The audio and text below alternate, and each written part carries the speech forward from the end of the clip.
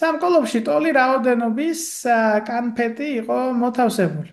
რაოდენობის კანფეტი. ოკეი, ამასთან თითოეულ კოლოფში მოთავსებული კანფეტის რაოდენობა 100-ს არ აღემატებოდა. ხედავთ, რომ ჩვენ ამ შემთხვევაში გვჭირდება 3-ის, 4-ის და 5-ის საერთო ჯერადი, რადგან პირველ, მეორე და მესამე კოლოფებში კანფეტები სრულად და თანაბრად გაინაწილა 3-მა, 4-მა და 5-მა მეგობარმა. ამიტომ პირველ რიგში 3-ის, 4-ის და 5-ის საერთო ჯერადი უნდა ვიპოვოთ და ვინაიდან 3 და 5 მარტივი რიცხვებია, მარტივმაგრავლება დაშლის გარეშე შეგვიძლია ერთმანეთზე გადავამრავლოთ ყველა წევრი და ასე მივხვდებით, რომ სულ 60 კანფეტი ყოფილა. თუ კი სულ 60 კანფეტია, მაშინ ახლა ჩვენ უნდა გავყოთ ეს 3-ზე და ანას გამოვა 20, 4-ზე დიმიტრის გამოვა 15 და სოფოს გამოვა 12. 60 გაყოფილი 5-ზე.